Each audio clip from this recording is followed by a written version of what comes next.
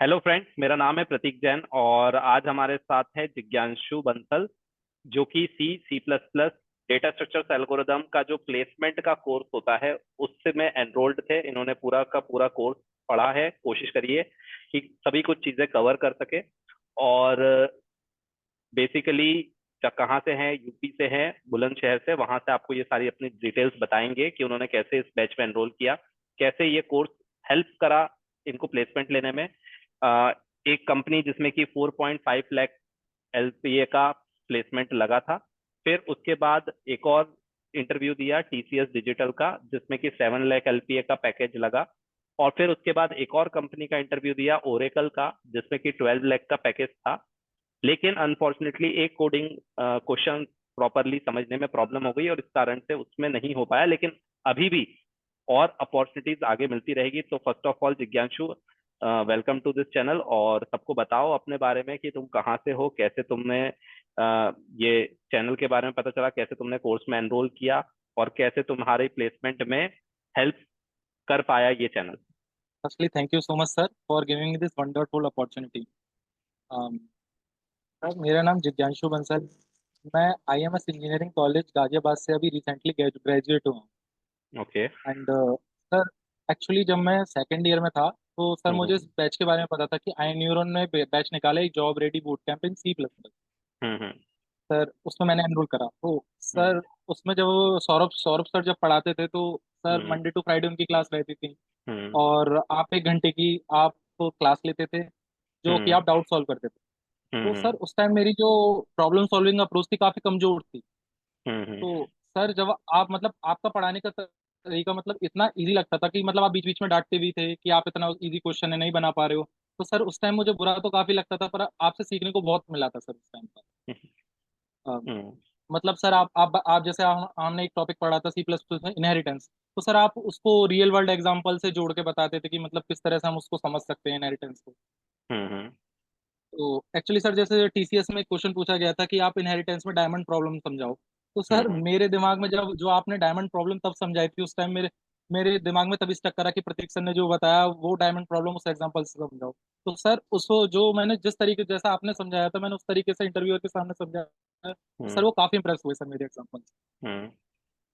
बहुत और बढ़िया। और सर, जी सर, और सर जब हम मेरी जो कोडिंग जर्नी शुरू हुई अगर लीड कोड पे सर मैं नहीं जानता था कि लीड कोड पे कोडिंग किस तरह करी जाती है। तो हम्म सर आपने फर्स्ट क्वेश्चन कराया था मैं लीड कोड पर मुझे अभी याद है hmm peak element of an array जो कि हम्म बाइनरी सर्च से होना था।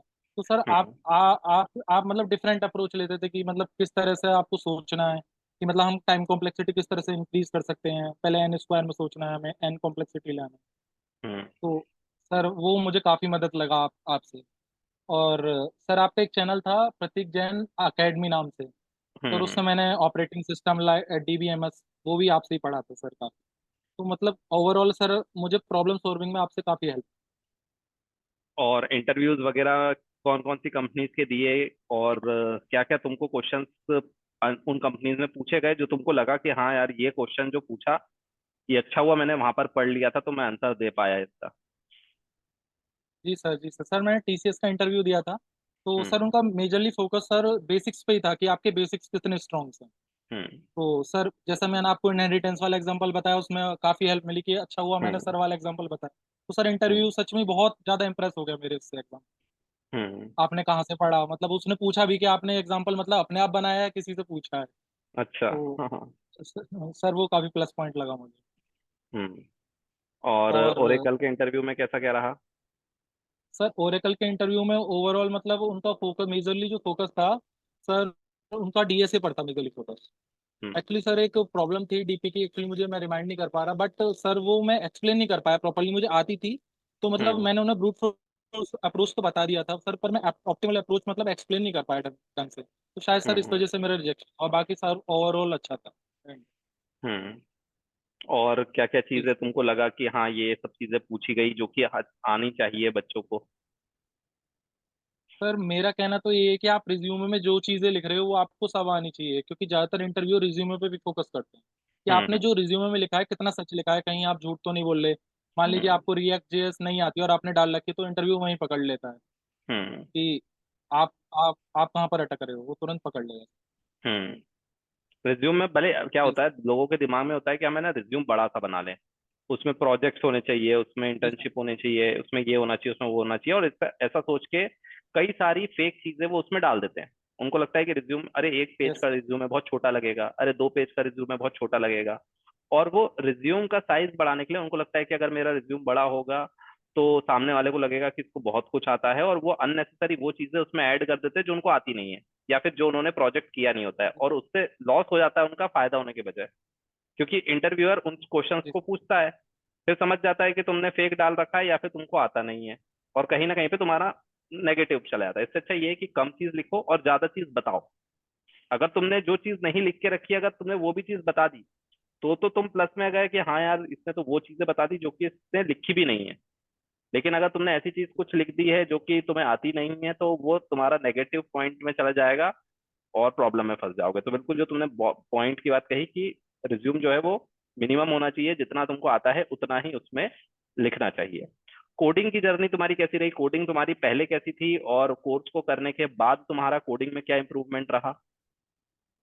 सर, कोडिंग में मुझे काफी इंप्रूवमेंट लगा। जैसे पहले क्या करते थे हम, जैसे मैं कोई कोडिंग क्वेश्चन कर रहा था, नहीं बन रहा था, तो मैं सॉल्यूशन हम्म देख ले गया करता था। सर, हम्म जब आपने बोला कि मतलब आप 2 घंटे फोकस करो, 3 घंटे करो, 4 दिन करो, हम्म पर आप फोकस से करो कोई भी क्वेश्चन। जैसे सर हम्म आपने बताया था अपना एक्सपीरियंस कि मैं ग्राफ के क्वेश्चन पर अटक गया था, डीएफएस और बीएफएस प्रॉब्लम थी, उसको मैंने हम्म 5 दिन दिए थे। तो सर उससे मुझे मोटिवेशन मिला कि हाँ, हम क्वेश्चन बना सकते हैं। हम्म तो सर धीरे धीरे क्या हुआ, मैं 2 दिन में एक क्वेश्चन कर पाता था, 3 दिन में एक क्वेश्चन कर पाता था। तो सर मैंने हम्म। सेकेंड ईयर के लास्ट से शुरुआत करी थी, और धीरे धीरे करके मैंने सर 700 to 800 क्वेश्चन सॉल्व कर लिए थे।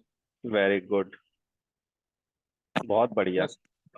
तो ये जो तुमने 700-800 क्वेश्चन सॉल्व किए ना, यही सबसे इंपॉर्टेंट है और यही लोग नहीं कर पाते। तो जो भी लोग वीडियोस देख रहे हैं वो समझो, आप कोर्स में जब एनरोल होते हो या कोर्स कहीं से भी पढ़ रहे हो, पढ़ने के साथ साथ प्रॉब्लम सॉल्विंग बहुत इंपॉर्टेंट है। हर एक टॉपिक जो आप पढ़ रहे हो उससे रिलेटेड कम से कम 50-60 क्वेश्चन कम से कम करो। तो अगर आप 10 टॉपिक अगर कर रहे हो तो 500-700-800 क्वेश्चन मिनिमम आपको करने हैं। इसी के बाद आपका कोडिंग स्ट्रांग होगा। आप सोचो कि वीडियो को मूवी की तरह देख लिया, 2-5 क्वेश्चन कर लिए तो हो जाएगा, ऐसा नहीं है। आपको हैकर रैंक, कोड शेफ, ऐसी कई सारे आपको ऑनलाइन प्लेटफॉर्म्स मिल जाएंगे जहां पर आप अपना लॉगिन अकाउंट बनाकर इजी, मीडियम, हार्ड लेवल के क्वेश्चंस कर सकते हो। कहीं पर प्रॉब्लम आती है तो हमारे पास वीडियोस रहते हैं, उनकी हेल्प लो। ऑब्वियसली आपको वीडियोस को पहले देख लेना चाहिए ताकि आपके बेसिक्स क्लियर हो जाए, और उसके बाद आप अपना कोडिंग का नॉलेज लगाकर उनके प्रॉब्लम्स को धीरे धीरे सॉल्व करो। भले ही एक दिन में एक क्वेश्चन सॉल्व हो रहा हो, 2 क्वेश्चन सॉल्व हो रहा हो, लेकिन उस प्रोसेस को कंटिन्यू रखना पड़ेगा। तो जो जर्नी तुमने अभी स्टार्ट की है इसको अभी भी कंटिन्यू करते रहना, ठीक है ना? तो अभी भी अगर तुम अपनी कोडिंग करते रहोगे तो तुम्हारा धीरे धीरे जो आगे के प्रॉब्लम्स है, डायनामिक प्रोग्रामिंग, ग्रीडी एल्गोरिदम, ये और क्लियर होने लगेंगे, और तुम और हायर पैकेज की कंपनी को भी बहुत इजीली अडॉप्ट कर लोगे। फिर और कुछ फाइनली तुम स्टूडेंट्स को कहना चाहते हो या अपने मन में कुछ बात हो तो बताना चाहते हो? सर मैं तो स्टूडेंट्स को यही बोलना चाहता हूँ कि आप मतलब रिज्यूमे आप जितना क्रिस्प रख सकते हो उतना रखिए, अननेसेसरी चीजें मत डालिए, और कम से कम 1 या 2 प्रोजेक्ट पर आप काम करिए सेकेंड ईयर से ही।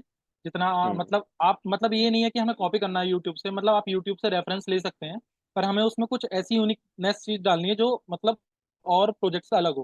क्योंकि सर मैंने इंटरव्यू दिया था, तो सर मैंने एक प्रोजेक्ट डाला था, एक्सपेंस ट्रैकर ऐप, जो कि यूट्यूब पर काफी फेमस प्रोजेक्ट है सर। तो सर मुझसे हम्म इंटरव्यूअर ने यही बोला था कि आपने इसमें क्या इन्वॉल्व करा अपनी तरफ से। तो सर वो हमें पता होना चाहिए कि हमने क्या ऐड ऑन करा है, क्या फीचर ऐड ऑन करें। तो सर वो इंटरव्यूअर उससे जज कर सकता है कि आपने ये प्रोजेक्ट मन से बनाया भी है या नहीं बनाया। क्योंकि sir as a hmm fresher वो किसी को नहीं पता होता कि हम कैसे सोचते हैं प्रोजेक्ट के बारे में, क्या बना सकते हैं। तो हमें यूट्यूब हम्म की तो रेफरेंस चाहिए होती है, पर हम उसमें मतलब पढ़ के थोड़ा अपना ऐड ऑन फीचर्स ऐड कर सकते हैं। तो सर मैं स्टूडेंट से यही कहना चाहूंगा कि आप जो भी बनाओ रिज्यूम में बिल्कुल क्रिस्प लिखो, जो तुम्हें आता है वही लिखो, कोई अननेसेसरी चीजें मत लिखो। जितना आप क्रिस्प लिखोगे और जितनी आपको नॉलेज होगी इस बेसिक्स की, उतना आपके लिए इंटरव्यू बहुत स्मूथ जाएगा।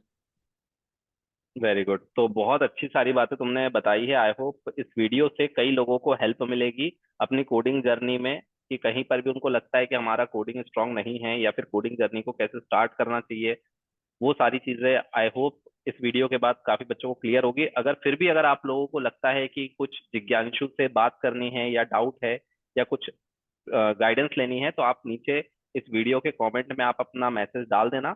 जिज्ञांशु वहां पे आप लोगों को रिप्लाई करेगा, और फ्यूचर में भी अगर हमें जरूरत पड़ेगी तो हम ऐसे और सेशंस कंडक्ट करेंगे। इवन अभी तो शुरुआत है, और भी कई कंपनीज में तुम्हें जाना है, तो जब भी कभी कंपनी स्विच करोगे या अच्छे प्लेसमेंट्स लेते जाओगे तो वैसे वैसे बताते चलना, हम लोग यहाँ पर सेशंस देते जाएंगे ताकि आप तुम्हारी जो जर्नी है वो लोगों तक पहुंच सके और पता चल सके कि तुमने कहाँ से अपना स्टार्ट किया था जर्नी और किस तरह से तुमने प्रोग्रेस करी है। Thank you sir. चलिए, तो सेशन को एंड करते हैं। थैंक यू वेरी मच जिज्ञांशु, तुमने टाइम निकाल के अपना जो गाइडेंस है, जो अपना नॉलेज है वो यहाँ पर लोगों को शेयर किया। आई होप इससे कोई किसी को हेल्प मिलेगी, और all the best for your future. आगे भी तुमको इस तरह से तरक्की मिलती रहे। Thank you sir, thank you so much sir. You welcome.